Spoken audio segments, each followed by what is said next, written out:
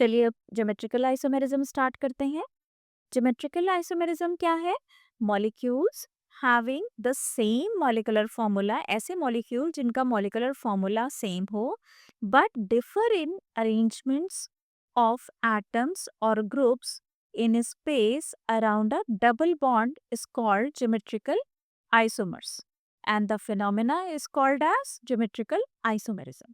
मतलब क्या हुआ कि वो मॉलिक्यूल जिनका की सेम मॉलिक्यूलर फॉर्मूला है लेकिन वो सिर्फ और सिर्फ किस चीज में डिफरेंट है? Arrangement of atoms around a CC double bond. जैसे मान लीजिए ये कोई मॉलिक्यूल है, CC double bond essential condition है ज्योमेट्रिकल आइसोमेरिज्म के लिए।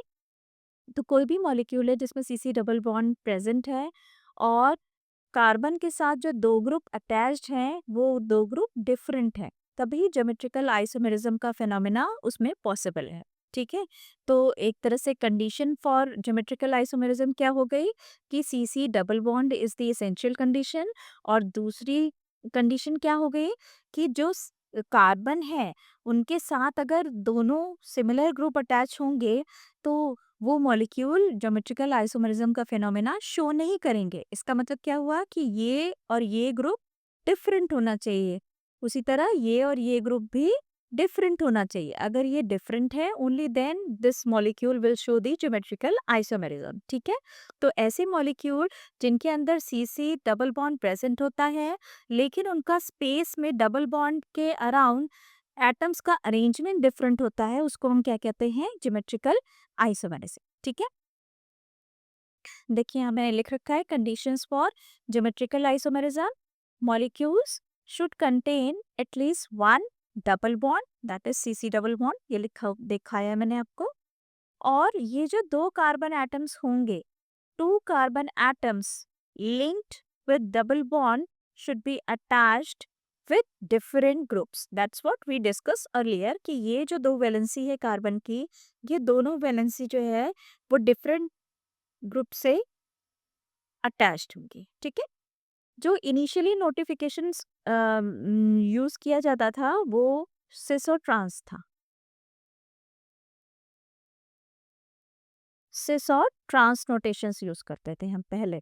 ठीक है, सिस और ट्रांस में क्या होता था कि ये जो सीसी डबल बॉन्ड है उसमें जो दो ग्रुप अटैच्ड हैं that is chlorine and hydrogen, जैसे यहाँ मैंने दिखाया।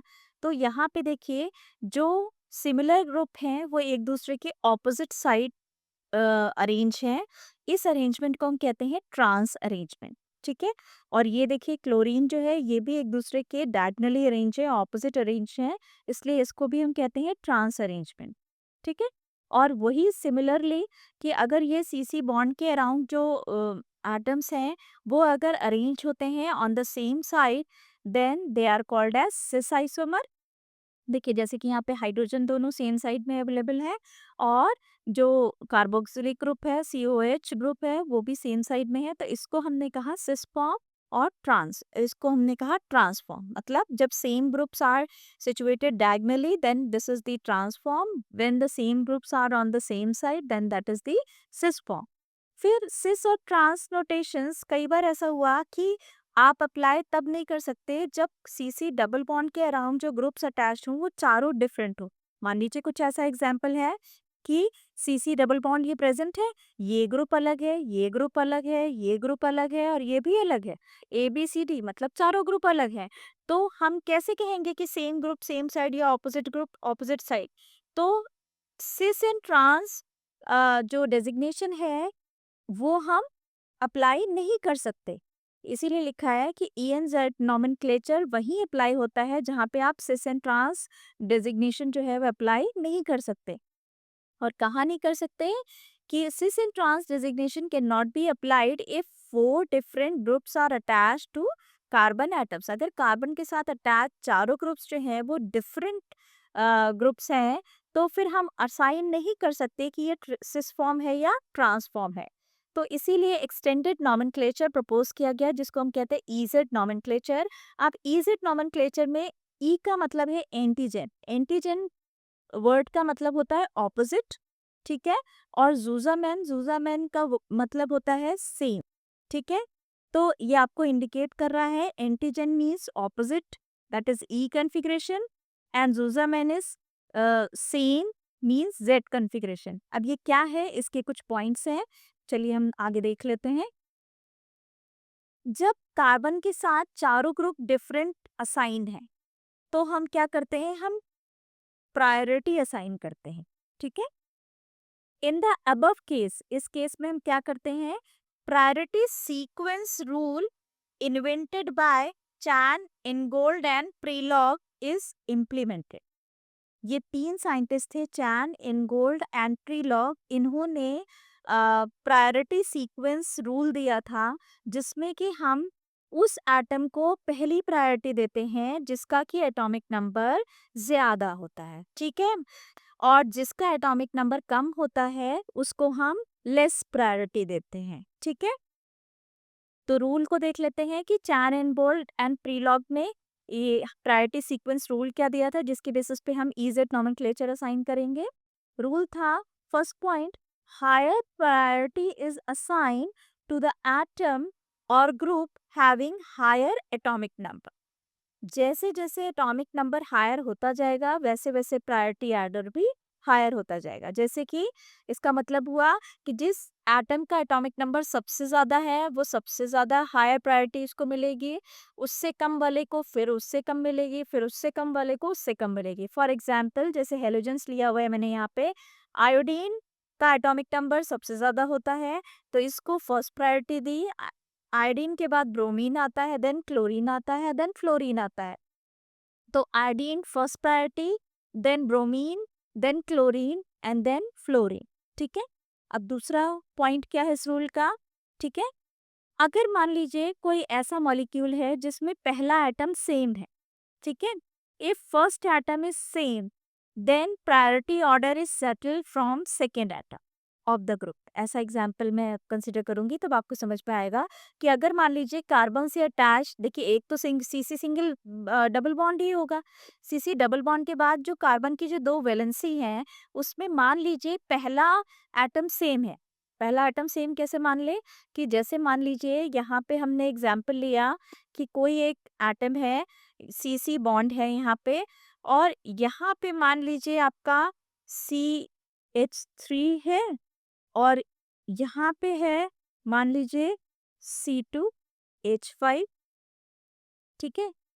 अब पहला तो कार्बन ही हो गया ना, तो हम नेक्स्ट एटम से डिसाइड करेंगे। अब C2H5 में क्या हो गया कि देखिए यहाँ पे 3 तो हाइड्रोजन होंगे, और फिर दूसरा ये यहाँ पे ये एक वैलेंसी जुड़ी हुई, ये 2 हाइड्रोजन, यहाँ से तो ये कार्बन से जुड़ा हुआ है, फिर ये 2, एक 2 हाइड्रोजन, फिर ये कार्बन, और उसके बाद यहाँ हाइड्रोजन, यहाँ हाइड्रोजन और यहाँ हाइड्रोजन, ठीक है। इस केस में एक, अगर हम कंपेयर करेंगे प्रायोरिटी ऑर्डर, तो कैसे कंपेयर करेंगे कि एक ग्रुप तो है CH3 जिसमें कि ये 3 हाइड्रोजन लगे हुए हैं, और दूसरा ग्रुप क्या है, CH2, मतलब ये 2 हाइड्रोजन और एक कार्बन, ठीक है, ये जुड़ा हुआ है, और फिर कार्बन से हाइड्रोजन। तो यहाँ जब हम कंपेयर करेंगे तो यहाँ हम देखते हैं कि यहाँ पे भी एटॉमिक नंबर 1 है, यहाँ पे भी एटॉमिक नंबर 1 है, यहाँ पे भी एटॉमिक नंबर 1 है, लेकिन इस केस में क्या है, यहाँ पे एटॉमिक नंबर 1 है, यहाँ पे एटॉमिक नंबर 1 है, लेकिन यहाँ पे एटॉमिक नंबर 6 है। तो डेफिनेटली इसको हम फर्स्ट प्रायोरिटी देंगे और इसको हम सेकेंड प्रायोरिटी देंगे, ठीक है। तो अगर फर्स्ट एटम सेम हो तो हम सेकेंड एटम को कंसीडर करेंगे, यही मतलब है इसका, ठीक है। उसके बाद next point is, in case of isotopes, मान लीजिए आइसोटोप्स प्रेजेंट है जैसे कि ड्यूटेरियम और हाइड्रोजन, तो higher mass number isotope is preferred. अगर ये दोनों एक साथ है तो किसको हम देंगे, ड्यूटेरियम को हम ज्यादा प्रायोरिटी देंगे, ठीक है। नेक्स्ट पॉइंट क्या है, if the higher priority groups are on opposite side. अब इजिट नॉमेनक्लेचर एक्चुअली कैसे असाइन करते हैं कि पहले हमने प्रायोरिटी असाइन कर दी, अब सीसी डबल बॉन्ड है और उसके बाद एक कार्बन के पास 2 प्रायोरिटी ऑर्डर हो गए, 1 और 2, और दूसरे कार्बन के पास 1 और 2 हो गए। अब हमें ये देखना है कि अगर हायर प्रायोरिटी वाले ग्रुप्स जो हैं वो ऑपोजिट साइड है, तब हमने कॉन्फ़िगरेशन दे दिया E, E says entgegen, entgegen का मतलब ऑपोजिट, ठीक है। और if the higher priority groups are on the same side then Z configuration. Z आपको बताया था जूजामैन मतलब सेम, ठीक है। अब इसको हम इस एग्जाम्पल से देखते हैं। मान लीजिए ये सीसी डबल बॉन्ड है, ये जैसे दिख रहा है आपको ये सीसी डबल बॉन्ड, और इससे ये भी हाई प्रायोरिटी ग्रुप ऊपर है, यहाँ पे भी हाई प्रायोरिटी ग्रुप ऊपर है, तो high priority group on the same side है, तो इसको हमने क्या कह दिया, Z configuration. Z means zusammen, zusammen means same, ठीक है। अब वही अगर higher priority order on the opposite side है, तो E says entgegen, entgegen means opposite, तो यहाँ पे हमने क्या कह दिया इसको, ई कन्फिग्रेशन, ठीक है। अब थोड़ा सा एग्जाम्पल से कर लेते हैं हम इसको। यहाँ पे देखिए एक एग्जाम्पल लिया गया है, CC double bond is bonded with the iodine, chlorine, fluorine and bromine. इस केस में क्या हुआ, देखिए कि अगर पहले कार्बन को लें तो यहाँ पे फ्लोरीन और क्लोरीन, तो क्लोरीन का जो एटॉमिक वेट है वो ज़्यादा है, तो क्लोरीन को फर्स्ट प्रायोरिटी मिलेगी और फ्लोरीन को सेकंड मिलेगी, ठीक है।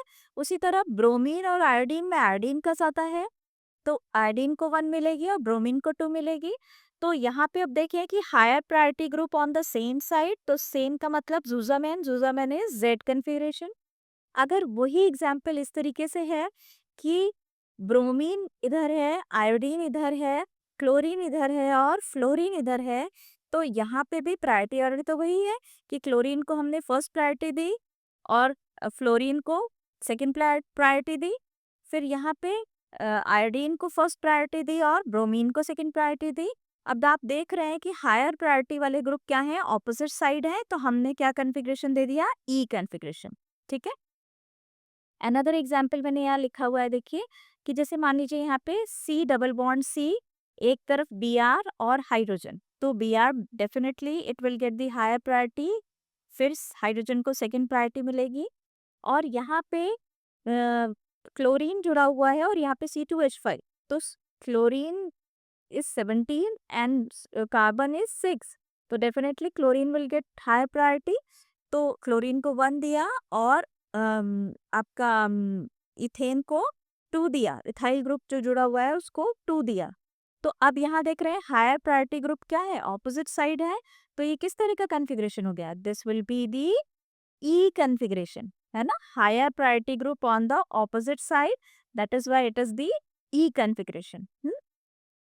ये स्ट्रक्चर को इस तरह से भी बना सकते हैं, ये मैंने इस स्ट्रक्चर को डाइल्यूट किया था एक्चुअली। देखिए कई बार स्ट्रक्चर इस फॉर्म में देते हैं। अब इसको देखिए, ये सी सी डबल बॉन्ड है, सी सी डबल बॉन्ड, एक सी के ऊपर बी आर, एक सी के नीचे H, will you able to understand this.